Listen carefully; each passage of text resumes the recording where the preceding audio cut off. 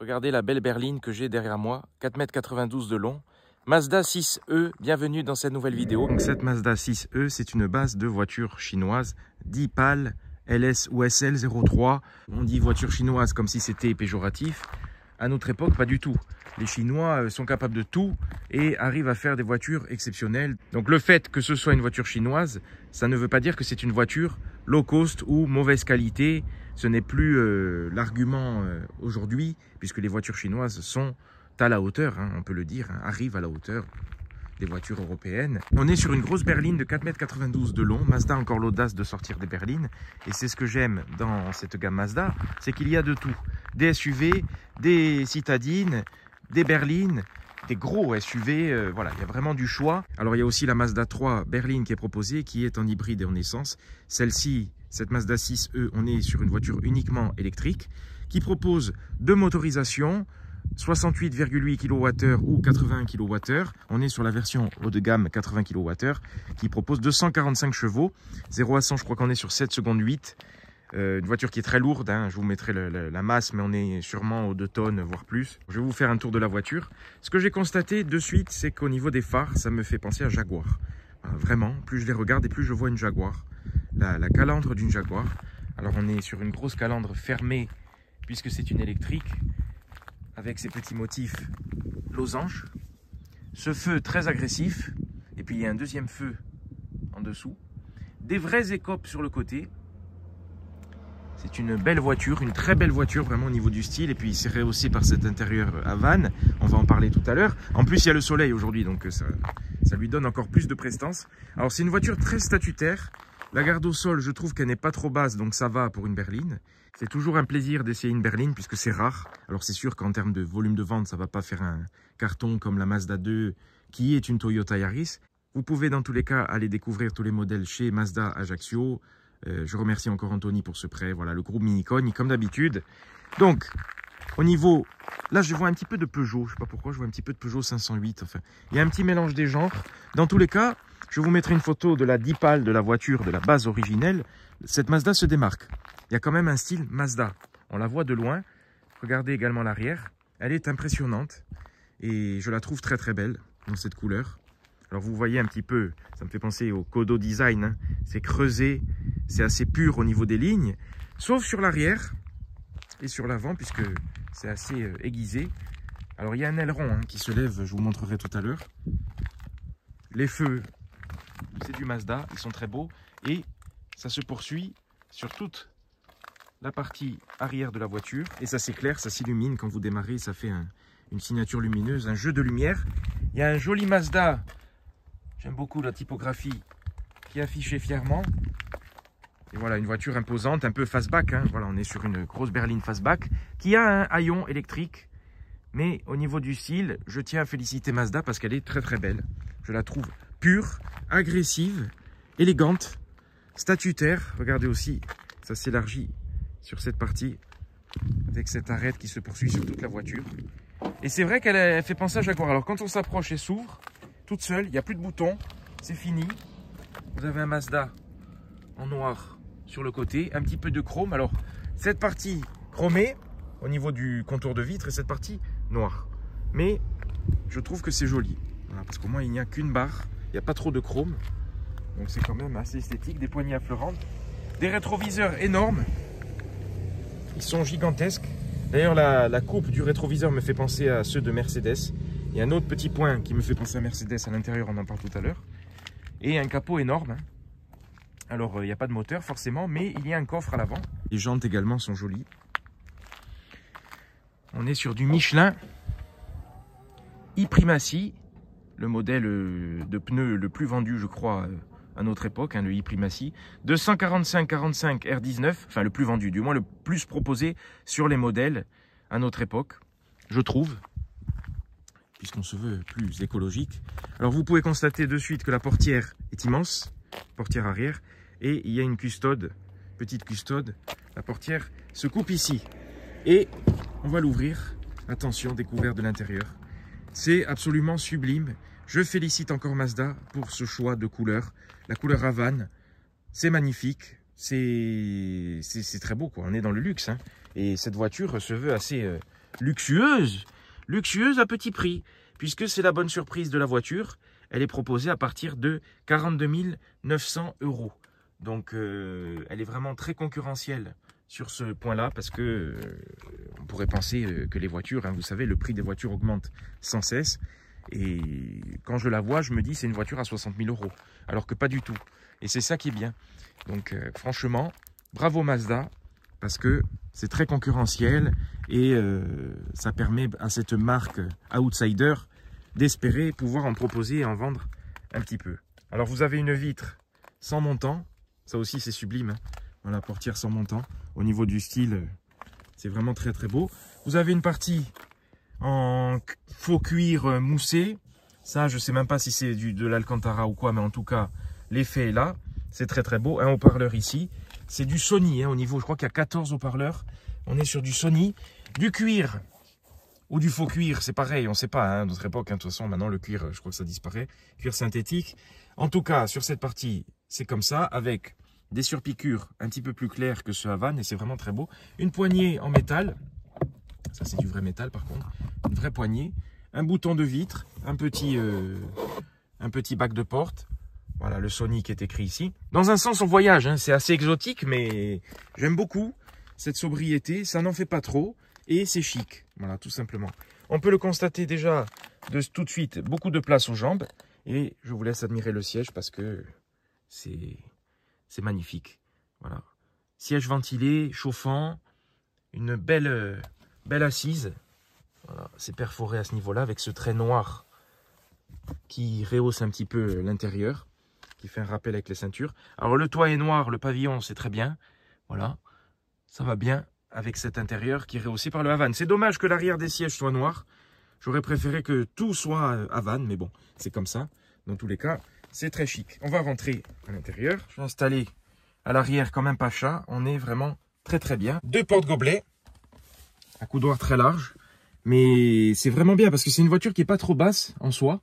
Au niveau du toit, bon, les grandes personnes vont frotter un petit peu. Parce que la ligne est face-back. On entend les poignées qui se rétractent. Mais surtout la couleur, quoi. Voilà.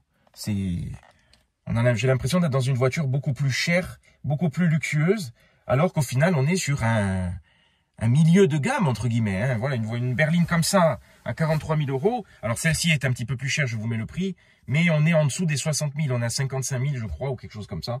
Je vous mettrai le tarif. Voilà, regardez-moi ce siège, il est magnifique, il est assez moelleux. Voilà, on n'est pas sur du perle de lait, on est sur du la laitière. C'est mi-mou, mi-dur. On a deux aumônières. Voilà, on a ce petit trou Mazda pour aller titiller la nuque du conducteur. Gérer le toit aussi par ici. Voilà, là je le ferme. Le double pavillon, j'avais même pas remarqué. C'était un double toit panoramique. C'est très beau. Et voici l'intérieur de la voiture qui est sublime. Alors, cette tablette, ça vous rappellera Tesla. Moi en tout cas, je l'identifie forcément à Tesla.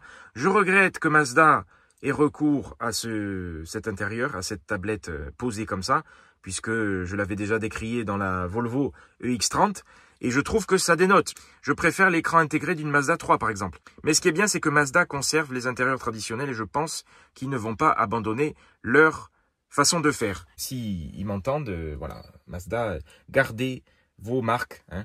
Ne tombez pas dans ce Tesla à tout va. En tout cas, voilà, pour cette berline, c'est comme ça. C'est très beau, hein, ça on peut pas le nier. Et parce que oui, voilà, il y a la tablette comme ça, mais en tout cas, le volant et la ligne du tableau de bord qui se prolonge sur les aérateurs, c'est Mazda qui l'a fait. L'intérieur n'est pas comme ça. C'est très beau. Donc voilà, point fort pour l'arrière, énormément de place aux jambes. pour 2 personnes. La voiture n'est pas très large hein, au final, donc 3 personnes ça va être compliqué. Mais 2 personnes, vous pouvez voyager tranquille. C'est vraiment très très bien. Et surtout, grande surface vitrée, immense. Autant que Mazda garde des intérieurs traditionnels sur les autres modèles de la marque. Alors c'est bien parce qu'il y a du Toyota dans un sens, il y a un gros mélange chez Mazda. La Mazda 2 c'est du Toyota, donc l'écran c'est comme chez Toyota. Et là on est comme chez Deepal. Voilà, on est en Chine. Et c'est comme ça, hein, je l'avais décrié chez Volvo. Ce que j'avais décrié, je n'avais rien contre Volvo et contre le X30.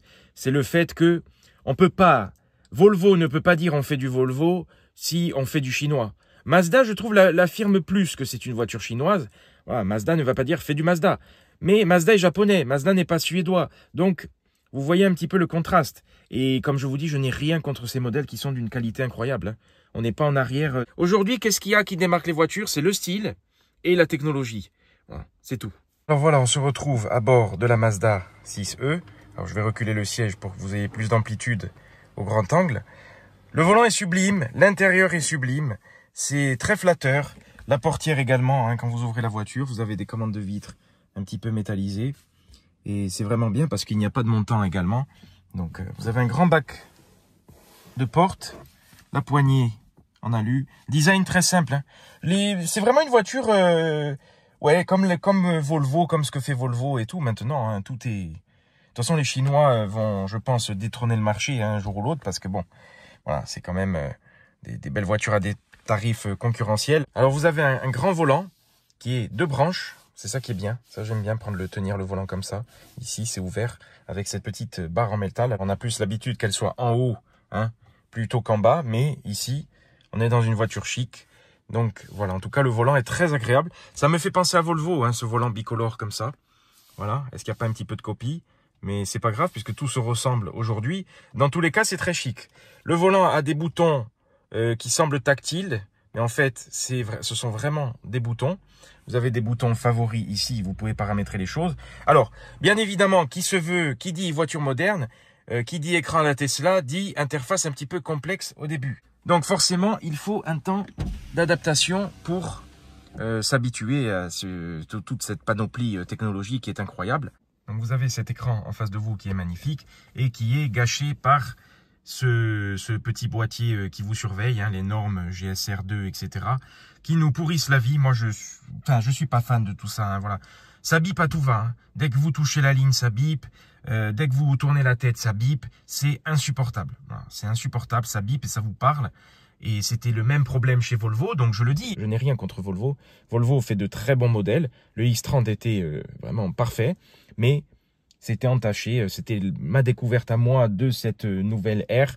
Et vraiment, ça ne me convient pas du tout. Norme GSR2, sous prétexte écologique et de sécurité. Hein. L'Europe nous flique à tout va, nous contrôle à tout va. Donc voilà, là, dès que vous tournez la tête, ça bip. Dès que vous touchez la ligne, ça bip. Vous êtes à 51 ou 250, ça bip sans arrêt. Heureusement, tout peut se désactiver. Mais ça reste complexe, puisqu'il faut aller dans paramètres, il faut aller dans conduite intelligente, et il faut tout désactiver. Alors ça se remet à chaque démarrage. Assistant au contrôle intelligent de la vitesse, il faut désactiver. Il faut désactiver freinage d'urgence, ça c'est bien. Aide au maintien dans la voie, il faut le désactiver, puis il faut reconfirmer. Franchement, donnez-moi une 2 chevaux, laissez-moi aller rouler librement, et puis voilà quoi. C'était la belle époque, et je serai tout le temps nostalgique. Mais dans tous les cas, dans les modernes, celle-ci, je l'apprécie vraiment, cette voiture. Parce que déjà, elle est chic, elle est belle, elle est pas trop chère. Hein, proposée à partir de 42 900 €, ce qui est très concurrentiel, parce qu'une berline de 4,92 m avec, j'en ai pas parlé, l'autonomie, on est à 550 km d'autonomie. On a 2 batteries, 80 kWh et 68 kWh. La 68 kWh charge plus vite que la 80 kWh. Voilà, ça c'est dommage. Il me reste 82% d'autonomie et 449 km, ce qui est tout à fait suffisant pour mon utilisation et ça a l'air assez fiable. Hein, du peu que j'ai roulé avec, ça a l'air assez fiable. Alors l'écran est très beau, tout est paramétrable, c'est compliqué. Il n'y a plus de levier de vitesse. Hein. En fait, vous rentrez dans la voiture, vous vous asseyez et vous mettez le pied sur le frein et vous bougez le levier à la façon Mercedes sur D. Et d'ailleurs, le levier ressemble vraiment, j'avais le CLA, ça me fait vraiment penser au CLA. C'est quasiment le même, hein, c'est à croire. Voilà, et vous appuyez sur P pour stationner la voiture, pour vous arrêter, vous descendez et puis elle s'éteint toute seule.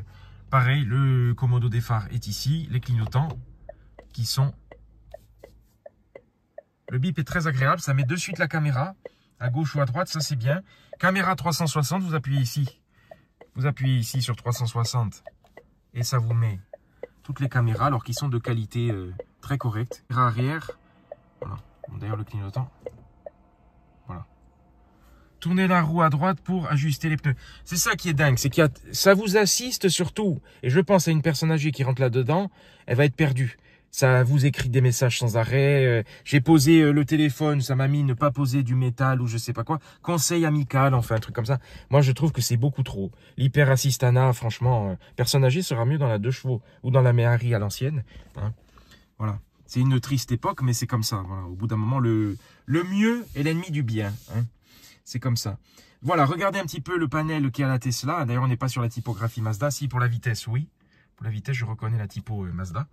En tout cas, l'écran tactile est très bien, d'une qualité incroyable. Pour vous dire qu'on est dans une époque qui est dingue et que je décris, hein, vous allez dans la voiture, vous descendez dans les options, dans les paramètres, vous allez dans mon véhicule et voilà les infos que vous avez. Type de puce, Qualcomm, RAM 12G, enfin, on est sur un téléphone.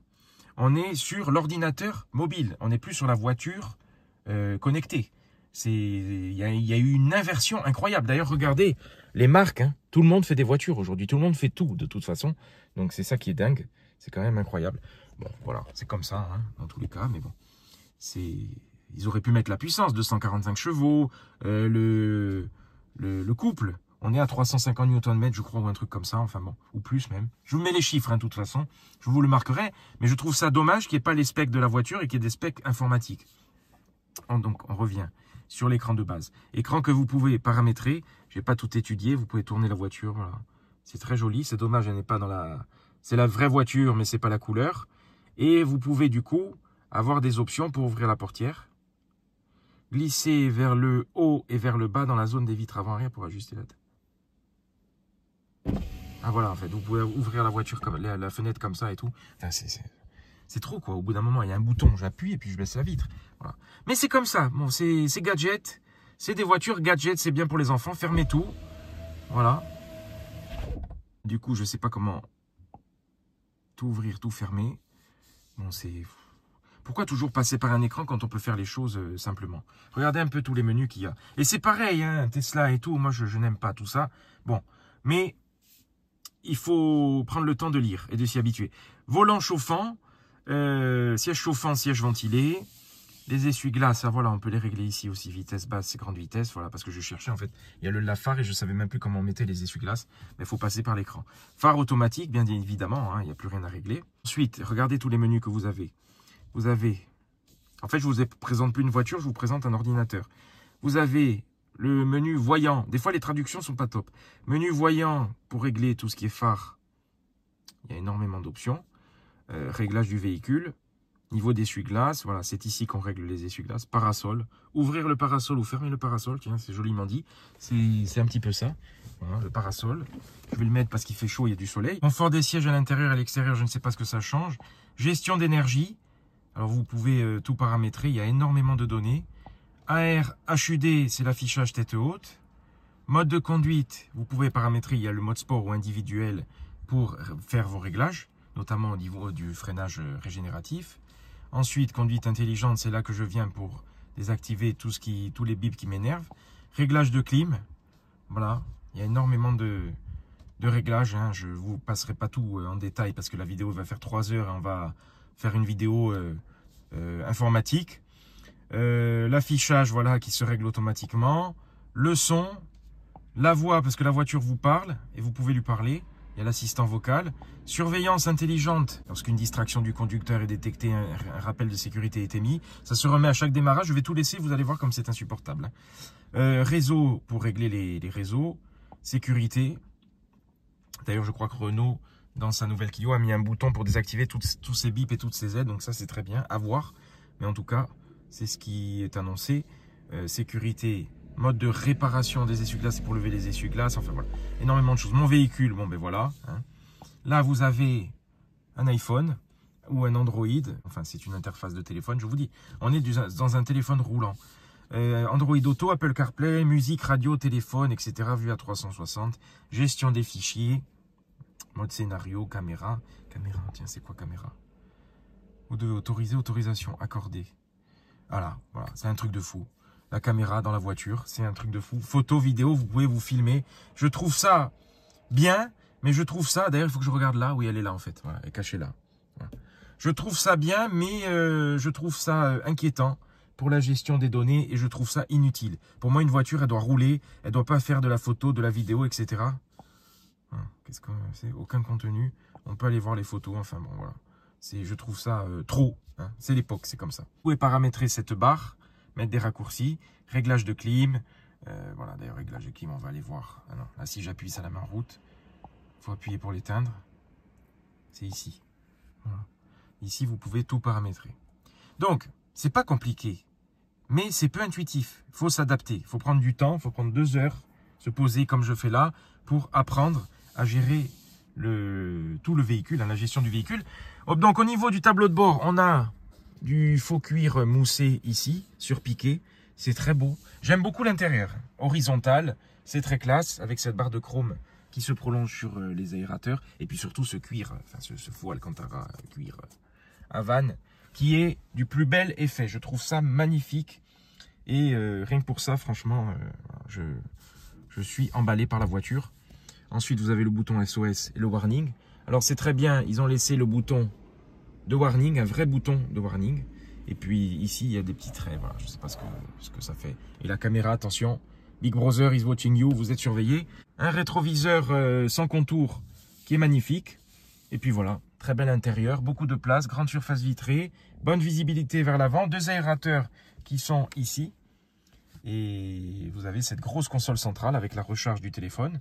Et 2 porte-gobelets avec cet effet boisé. C'est très très beau. La clé est très très belle. Alors vous avez quoi? Vous avez le bouton de verrouillage et vous avez le Mazda écrit en gros. Il ne fait pas la mise au point. Voilà. C'est magnifique. La clé est magnifique, mais elle ne sert plus à rien puisqu'il faut juste l'avoir dans la poche. Alors par contre ici, il y a un gros compartiment et je ne sais pas comment l'ouvrir. Alors voilà. Voilà, comment l'ouvrir? Est-ce qu'il y a un bouton? Ah, il est caché là. Voilà le bouton. Mazda, ça c'est très bien, mais pareil, il faut un petit apprentissage. C'est très beau ce Mazda écrit comme ça, avec un grand bac de rangement. Voilà, donc c'est très bien, mais voilà, il faut appuyer ici, c'est caché, donc c'est bien. Si un voleur veut ouvrir le coffre, il ne pourra pas, il faudra d'abord qu'il apprenne sur le manuel d'utilisation de la voiture. Une boîte à gants, assez volumineuse. Voilà, donc ça va, mais en tout cas, vu la place qu'il y a dans la console centrale et ce rangement, cette petite tablette et tout, c'est vraiment bien. Console centrale très haute. Et j'oublie qu'il y a un 2e étage qui est caché. Voilà, vous pouvez mettre un sac à main ou quoi. Rangement énorme ici avec une prise USB qui est très loin. Hein. C'est pas pratique hein, quand même. Hein. Aller chercher les prises là en bas. Mais en tout cas, ça permet de poser le téléphone et de ne pas l'avoir voilà, qui traîne sous la main. Donc, voilà. 2 étages de rangement. Grand intérieur, bel intérieur. On se sent vraiment bien. Et puis le siège, hein. Voilà, le siège est absolument sublime. Vraiment, félicitations Mazda. Regardez comme c'est beau avec ces portières sans montant. C'est vraiment très classe. C'est une voiture que j'adore au niveau du style. Regardez, vous avez une poignée pour ouvrir le capot. Capot ouvert. Eh oui, capot ouvert. Merci madame. Pédalier à la BM. Elle parle tout le temps, elle n'arrête pas. Regardez, ça aussi c'est beau quand vous ouvrez la voiture. Vous avez le Mazda sur le côté. Au niveau du design, ils ont fait vraiment un beau truc. Et siège électrique, bien évidemment. Hein. J'écoute. Parlez. Non, non, c'est bon, merci. Je n'ai pas compris. Veuillez dire autre chose. C'est bon, merci. Je n'ai pas compris.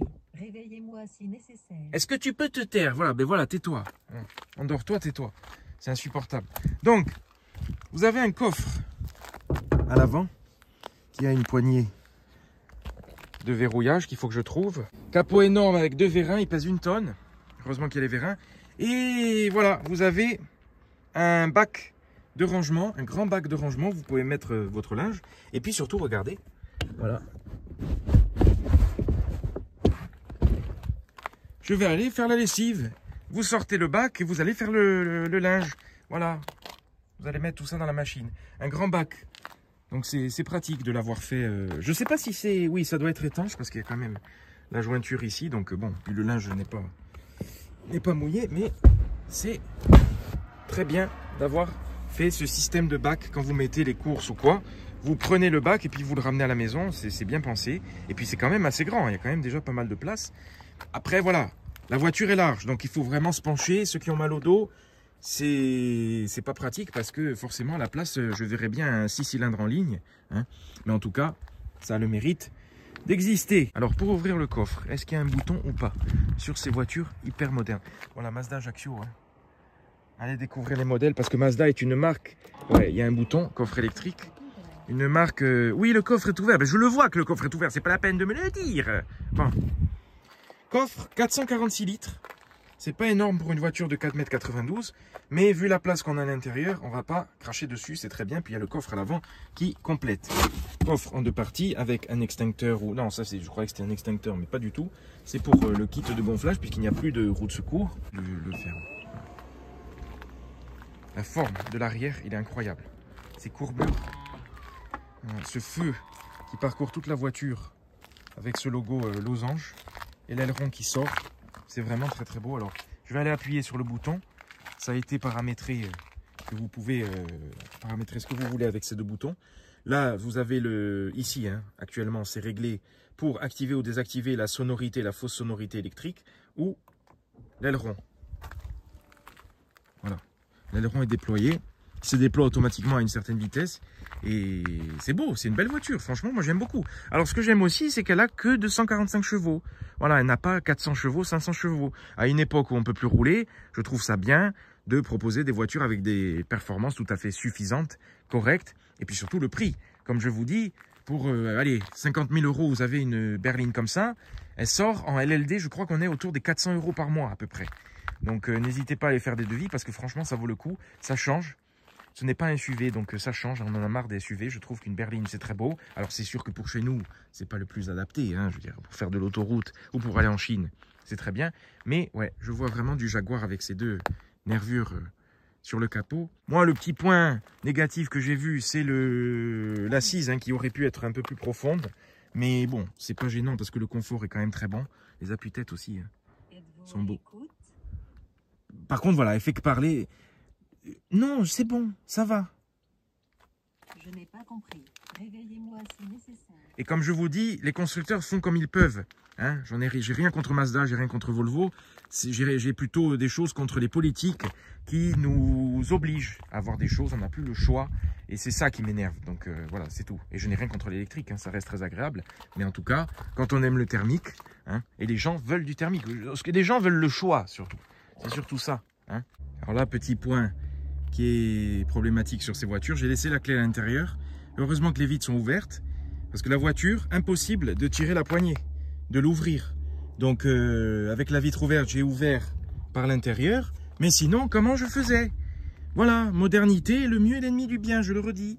Il y a même du Citroën, je trouve, là-dedans. Il y a du Citroën, il y a du Peugeot. Je vois du... Là, je vois du Peugeot sur cette partie. Je vois du Peugeot, je vois du Jaguar. Et ça reste exotique. L'arrière, regardez l'arrière comme il part. C'est à ce niveau-là, en fait, qu'elle est plus grande, limite, que le pare-choc. Ou c'est peut-être à la même distance, mais en tout cas, visuellement, c'est l'impression que ça nous donne. Un petit avion qui tourne. Et pas d'essuie-vitre à l'arrière. Hein. En bas, petite jupe en plastique. Ça, c'est bien, il y a quand même des protections plastiques. Le tour de roue également. Hein. C'est du plastique noir brillant. Ouais, j'aime bien les jantes. Non, elle est équilibrée cette voiture. Elle est très grande, hein, 4,92 m. Après, voilà. Hein. Pour manœuvrer, faut y aller, mais c'est beau. Voilà la fiche technique. Si vous voulez mettre sur pause et lire en détail toutes les options, parce qu'il y en a, c'est pléthorique. Donc 245 chevaux. On est poids vide 2037 kg, hein, ce qui est énorme, mais il y a les batteries. Donc voilà, batterie 80 kWh. On est à 47 400 € seulement. Alors entre guillemets seulement, hein, c'est une somme. Mais aujourd'hui, une berline comme ça, c'est plutôt dans les 60 000, voire plus. Donc franchement, elle est très bien placée au niveau du tarif. L'intérieur est sublime. Donc franchement, ils ont fait très très fort. Et c'est aussi le tarif hein, qui rajoute à mon engouement. Parce que la qualité est là. Regardez. C'est assez... c'est bien assemblé. Franchement, elle n'est pas en arrière. d'autres modèles qui se veulent, qui sont beaucoup plus chers. DS par exemple est plus cher. Je ne vais pas les critiquer, mais DS est plus cher. Hein, il faut le dire. Donc franchement, c'est bien placé. L'affichage est d'une très bonne qualité, puis j'aime bien cet effet avec ces striures sur le côté. On a l'impression qu'il est avancé vers nous. Donc c'est vraiment pas mal. Et la lisibilité est très bonne avec ce volant. C'est super agréable. On met D. Ça affiche la voiture carrément sur la route. Hein. Vous allez voir, il y a les traits et tout. Des fois, ça affiche des voitures. Si vous passez dans une rue qu'il y a des voitures garées, ça va les afficher, mais ça va se tromper surtout. Je vais fermer le toit parce qu'il fait chaud. Vous voyez, ça dessine la voiture sur la route. C'est assez fiable, mais au final, on regarde la route, on regarde pas ça, donc ça sert un petit peu à rien. À part sur l'autoroute encore, bon, je sais pas. Mais je trouve ça dommage. Alors l'insonorisation est très très bonne et l'assemblage, comme je vous ai dit, dans cette voiture est excellent. On a vraiment l'impression d'être dans une voiture haut de gamme. Le volant est super agréable, donc c'est vraiment bien. Le montant, ça craque pas et tout, c'est vraiment bien fini. Donc voilà, vous voyez les traits, regardez si je mords. Ça vibre un peu dans le volant, mais ça le fait pas plus. Tout à l'heure, ça bipait, alors que la route était étroite, donc c'est un petit peu con. Mais vous avez la barre de puissance si vous êtes en consommation ou en recharge. Et puis là, vous pouvez paramétrer en appuyant sur ce bouton carré. Voilà, ici, il y a différents affichages de conso. En tout cas, c'est silencieux. J'ai supprimé le bruit. Je vois. Je sais pas si... Le son EV est désactivé, c'est affiché là. Voilà, là, ça bipait, vous voyez, parce que j'ai mis le téléphone devant. Et là, le son EV est activé. Voilà. Donc, c'est un peu complexe, hein, au niveau des données, au niveau de... Faut regarder là. Ça fait quitter les yeux de la route. En tout cas, au niveau de la conduite, cette voiture est très douce, très agréable, assez dynamique. Ça chaloupe pas trop et il y a de la reprise. Hein. Regardez là, si je mets pied plancher, bruit électrique, ça monte. C'est vraiment pas mal. On sent la poussée dans le siège, mais on sent le poids de la voiture aussi. Donc bon, voilà. C'est pas un foudre de guerre, mais elle n'est pas là pour ça, par exemple, pour doubler ce petit scooter. En plus, il se met au milieu. On va le doubler aisément. Voilà. Il n'a pas dû entendre la voiture arriver, en fait, c'est pour ça. Je serais arrivé avec une Ferrari 458 Italia. Il aurait entendu, il se serait poussé, il aurait eu peur. Vous voyez ce que je veux dire? C'est des voitures qui ne font pas peur et puis qui pourtant sont très agressives au niveau du design. Pourquoi il m'a mis sur les infos là? J'en ai marre de voir Qualcomm, de voir les specs informatiques. On va remettre la maison. Ah ben la maison du coup il me revient là. Voilà, ça c'est chiant par exemple. Voiture au niveau du style, point fort. Au niveau du prix, point fort. Au niveau de la conduite, c'est agréable, donc franchement, point fort. Le rétro, comme je vous ai dit, il est énorme. Il est gigantesque. Il part très loin, en fait. Il est très fuselé. Attention au vélo. De toute façon, la voiture vous indique tout. Vous voyez, ça affiche un piéton. Regardez au milieu de l'écran. Ça affiche le piéton alors que c'est un cycliste. Mais ils n'entendent pas la voiture. C'est ça qui est dangereux. Ça vous indique, voilà, pas mal d'infos au milieu, mais ça sert à rien. Ah, peut-être la nuit, mais bon. C'est une voiture qui appelle à la conduite douce. Je suis en mode sport. La direction est légèrement raffermie encore. Alors les suspensions sont bien, absorbent bien. Je suis agréablement surpris. C'est très agréable. Mais on sent que c'est une voiture d'autoroute. Hein. C'est une voiture faite pour... Bon. Qu'est-ce que je fais avec 4,92 m, 2 tonnes à Ajaccio. Et voilà, ça sert un petit peu à rien. Belle Porsche. C'est pas la même. En tout cas, c'est une voiture vraiment très très belle. L'intérieur est sublime. C'est très agréable. J'apprécie de la rouler. Vraiment. Une fois que j'ai désactivé toutes les aides. Hein, parce que les bips... Regardez-moi cette belle BM. Je fais du car spotting en même temps. Il fait très beau. Et ça met en avant cette couleur Havane qui est rehaussée par le soleil. Je suis vraiment très bien installé. Alors, il y a une petite bosse dans le dos. C'est un peu dommage au niveau du siège. La profondeur d'assise, c'est pas trop grave. On est bien installé, bien calé. Hein. Le siège a un peu semi-baquet hein, quand même. Ça remonte bien sur le côté. Et puis surtout, c'est magnifique. C'est un peu gaufré. C'est très beau. Là, il me reste 444 km, j'ai quand même roulé et je n'ai que 81% d'autonomie. Enfin, il me reste 81% d'autonomie, donc c'est assez fiable. Voilà.